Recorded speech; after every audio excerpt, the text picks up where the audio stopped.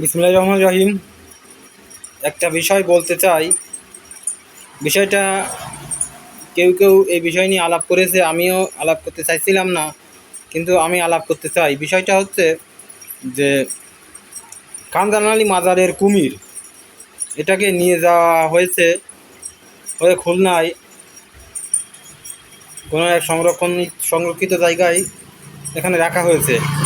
তো যাই হোক, তো আমার কথা হচ্ছে যে মাজারে যে কুমিরটি ছিল মাজারে যে কুমিরটি ছিল কুমির দুটি ছিল, কালা পাহাড় এবং ধলা পাহাড়। এই দুটি ছিল হচ্ছে আপনার যে পীর সাহেবের যে সান্নিধ্যগত কুমির বা তার আমলের কুমির, সেই দুটি কিন্তু কুমির দুটি কিন্তু মারা গেছে। তো পরবর্তীতে চেন্নাই থেকে বাংলাদেশ সরকার 6টি কুমির এনে ছাড়ে। তো একে একে সবগুলো মারা যাওয়ার কারণে একটি কুমির কিন্তু বেঁচে ছিল। সেই কুমিরটি হচ্ছে এই যে একটি কুকুর এবং একটি শিশুকে হত্যার জন্য যে কুমির একচ্ছত্র দায়ী, এটি হচ্ছে সেই কুমির। তো এই কুমিরকে নিয়ে এটি কিন্তু হযরত খানজান আলী রহমতুল্লাহ আলাইহি আনহু বা এই মাজারের যে আপনার আধ্যাত্মিকতা, এই আধ্যাত্মিকতার সাথে এই কুমিরের কোনো সম্পর্ক নাই। তো আমি একটা কথা বলতে চাই যে সাধারণ মানুষকে মূলা দেখিয়ে খুব বেশি দিন রাখা যায় না। এই যে আপনার কুকুরটি যখন কুমিরে নিয়ে যায়, তখন কিন্তু এই মাজারে যে নিরাপত্তা যে রক্ষীরা, আমি তাদেরকে আসলে আন্ডার এস্টিমেট করতেছি না, বা অনেকেই দাঁড়িয়েছিল, শুধু নিরাপত্তা রক্ষী কেন, অনেকেই দাঁড়িয়েছিল। তো এবং আরও অনেকে দাঁড়িয়েছিল। তো এনারা কিন্তু ভিডিও করতেছিলেন এবং দেখতেছিলেন খেলা যে কুমিরে কি করে। তো শেষমেশ কুমিরে এসে কুকুরটিকে নুলা বা ন্যাংলা কুমিরটিকে এসে নিয়ে যায়। তো এনারা কেউ কিছুই আসলে করেননি। তো কেন করেননি? কারণ এটি একটি কুমির, এটি একটি আপনার ওই কুকুর, এটি একটি জন্তু। তো এই জন্তুটি কিন্তু সেই জন্তু যারা আমাদের রাতে পাহারা দেয়, আমাদের সম্পদ ঠিক রাখে, আমাদেরকে সুস্থভাবে ঘুমোতে সাহায্য করে। তা না হলে কিন্তু আমাদের সম্পদগুলা আমাদের জেগে পাহারা দিতে হতো। সেই সেই কুকুর কি একটু জীবন বাঁচানোর জন্য একটু সাহায্য পেতে পারে না? যে কুমির ওই কুকুর ফেইথফুল অ্যানিম্যাল বা আপনার বিশ্বস্ত প্রাণী। তো এই কুকুরটি কি একটু সাহায্য পেতে পারেনি? যে একটি মানুষ অন্তত কুকুরটা কি ধরে দূরে ছুঁড়ে ফেলে দিলে বা দূরে ফিকে মারলেও, আমাদের বাগেরহাটের ভাষায় ফিকে মারা বলি, তো ফিকে মারলেও বা ছুঁড়ে মারলেও বা ধাক্কা দিয়ে বা সিঁড়ির দিকে দিলেও কিন্তু কুকুরটি বেঁচে যেত। হয়তো কুকুরটি কামড়াতো বা কামড়াতো না, কিন্তু ওই সময় কুকুর হয়তো কামড়াতো না, কারণ কুকুর বিশ্বস্ত প্রাণী, কেউ সেটি করেনি। তো সেটি নিয়ে অনেক আলোচনা হয়েছে। এখন যেমনি একটি মানুষের বাচ্চা কিন্তু আপনার এই কুমির দ্বারা আক্রান্ত হয়েছে, তখন আসলে সবার যে আপনার বলে সবার সেন্স বা যে মতি ফিরছে আর কি, যে এই কুমিরকে রাখা যাবে না। তো কুকুরটারও কিন্তু জীবন ছিল, এই কুকুরটাও কিন্তু অভিশাপ দিতে দিতে মারা গেছে। তো যদিও অবলা জন্তু, এই কুকুরটি আমাদের বাড়ি পাহারা দেয়, আমাদের সম্পদ পাহারা দেয়, অনেক সময় ব্যবসা বাণিজ্যের ক্ষেত্রেও কুকুর কাজে লাগে। তো ওর কি বেঁচে থাকার অধিকার ছিল না? তো এটি কেউ করেনি।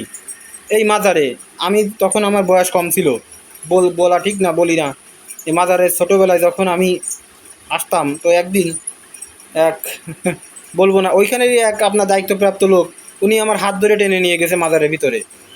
তো কি ব্যাপার, কি করবেন? আমি ওইখানে ঘোরাফেরা করতেছি, আর আগে একটু নরম টাইপের ছিলাম বা বোকা টাইপের ছিলাম। তো উনি আমার হাত ধরে টেনে নিয়ে গেছে।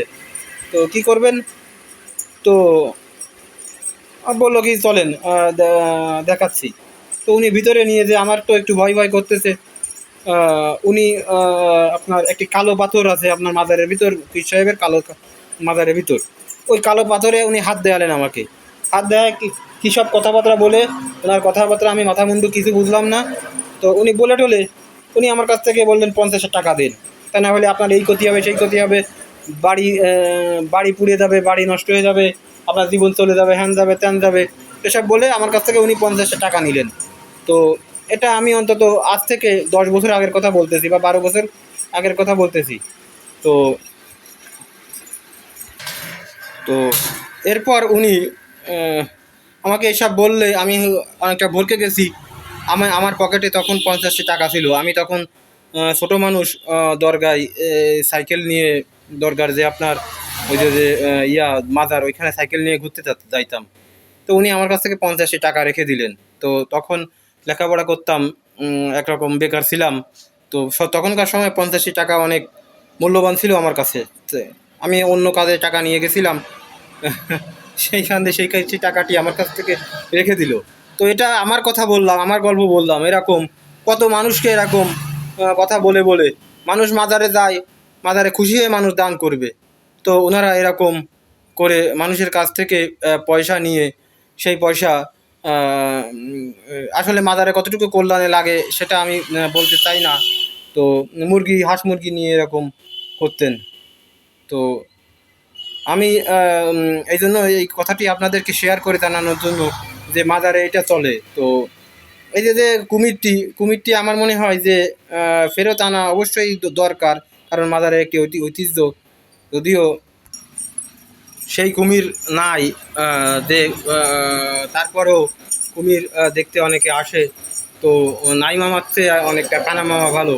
তো কুমিরটিকে আনা হোক, কিন্তু ওই যে আপনার সম্ভব হলে পুরো পুকুরটি যদি আপনার বেড়া দিয়ে বা তা না সম্ভব হোক, যে 3টা যে আপনার ঘাট আছে, মহিলা ঘাট, প্রধান ঘাট এবং ওই সাইডে আরেকটি ঘাট আছে পূর্ব পাড়ে আমরা দেখেছি অনেকে।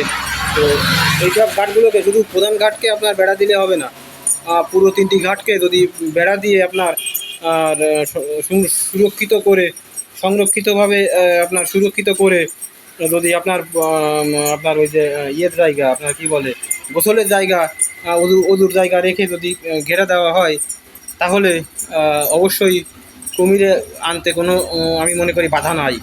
তো এটিকে সরকার দেখবেন। এবং আসলে মানুষের এখনকার সময় টাকা ইনকাম করতে কত কষ্ট হয়। তো মানুষের টাকাগুলো নিয়ে যাতে এরকম নয় ছয় না হয়, তো সেই ব্যাপারে সবাই যেন একটু সজাগ থাকেন, এই আর কি। ধন্যবাদ।